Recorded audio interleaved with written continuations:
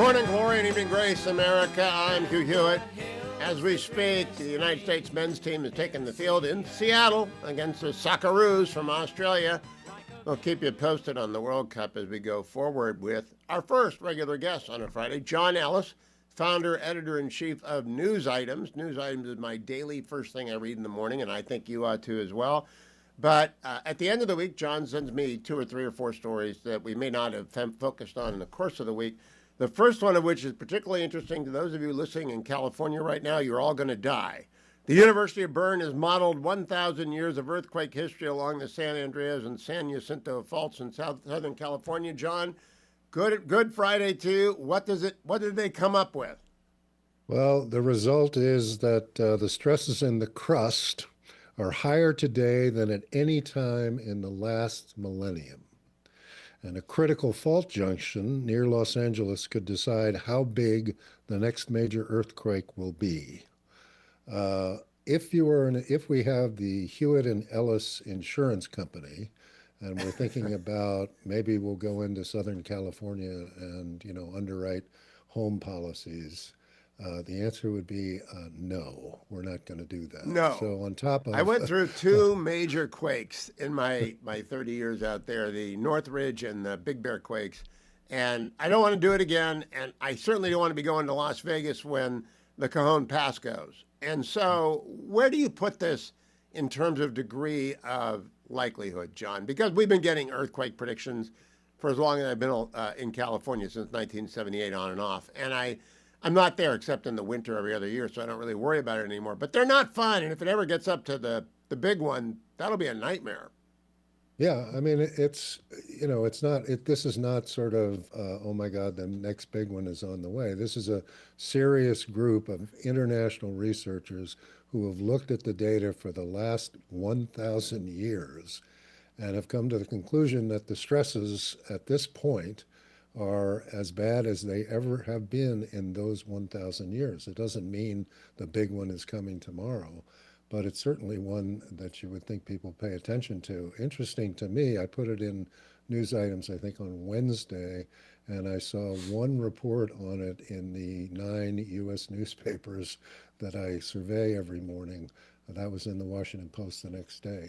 It seems just an extraordinary story, regardless of the geology. The impact on the insurance crisis in California, I think, is going to be exaggerated by this report, because, as I say, the Hewitt and Ellis Insurance Company is going to look at this and say, no, thank you. Yeah, we're going to redline Dwayne, who just left to pack. I do want to point out to people, in the last 1,000 years, the biggest quake on that juncture, it was in 1857 with a magnitude of 7.9. If there's a 7.9 earthquake at the Cajon Pass or the Tajon Pass, the 2 passes in Southern California, Katie, bar the door, because you won't be able to get out, and it'll be up to Javier elect Steve Hilton. That's all I can tell you. You don't want Javier Becerra in charge. All right, let's go to number 2. At a meeting of Chinese officials at the end of last year, President Xi Jinping outlined the main driver of growth for this year, 2026, which was consumer demand. How's that working out, John Ellis?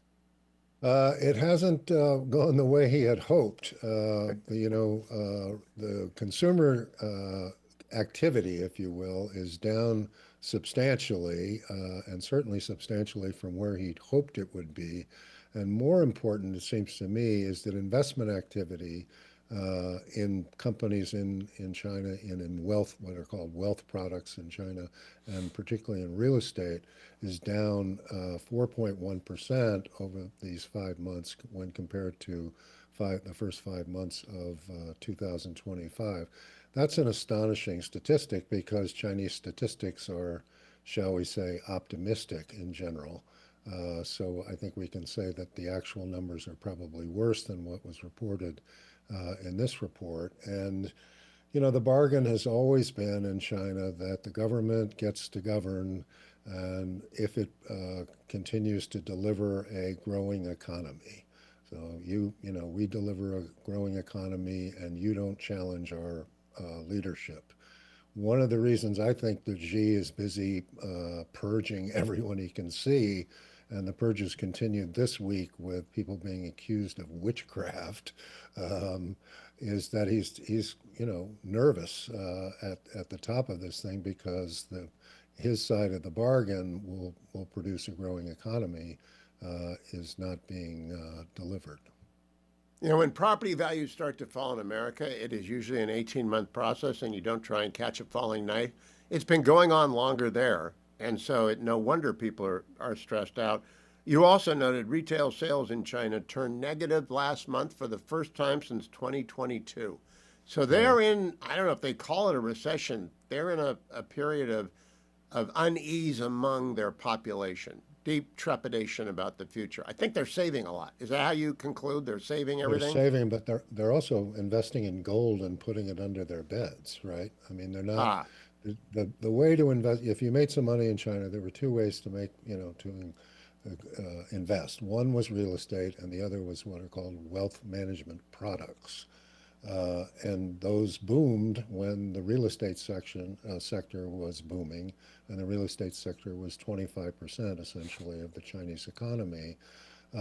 The real estate sector is now in bankruptcy essentially, and to give you some idea of how difficult it is, there are 60 million empty units in China, apartments or small houses or whatever. 60 million. That's greater than the population of Germany. that's a wild thing. All right, I want to move on to Gordon Goldstein because I read this morning. This is in the Friday news items. One of the reasons I read news items, maybe the most compelling, is it keeps me up to speed with science and tech. And this is an AI story by Gordon Goldstein. AI with the capacity for recursive self improvement may be a game changer for global security. All AI attackers may be massively empowered. Autonomous self improving AI technology could stimulate and design unique biological weapons and lethal chemical agents that no human has ever discovered or contemplated. Human oversight of AI models may be fatally weakened. Computational speed will be revolutionized. And this one's a scary one, John. AI may communicate in an opaque language. I hadn't considered that. They may invent, the machines might invent their own language that we don't know.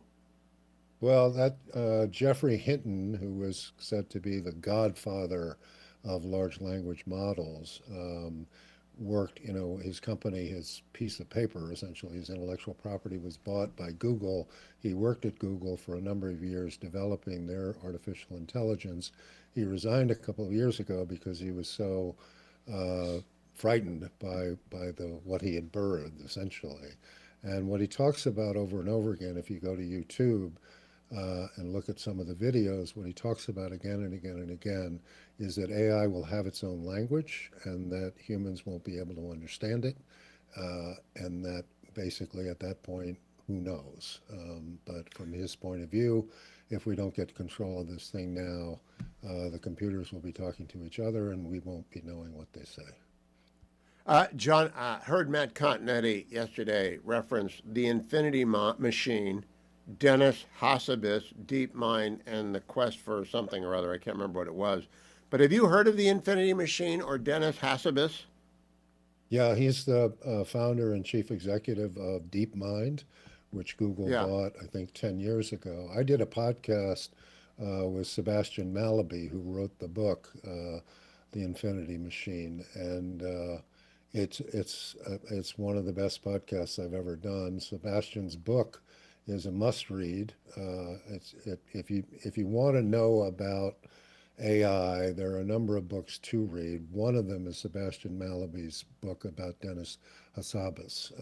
It's really a good book, Is and it he's an alarming amazing. or He's does it leave you somewhat because because Demis is a good person, is a somebody that you want as a neighbor, so to speak, is a good. He's just a good egg.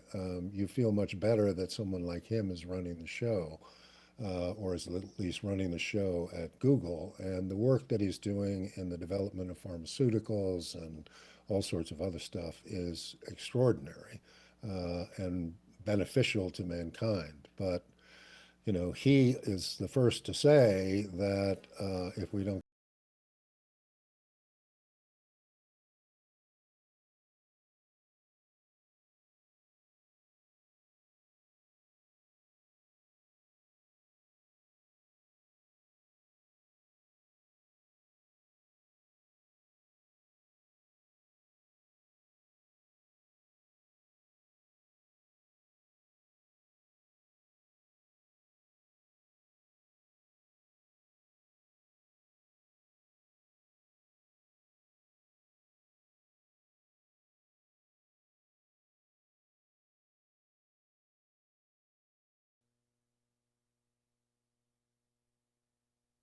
Eli, can you hear me?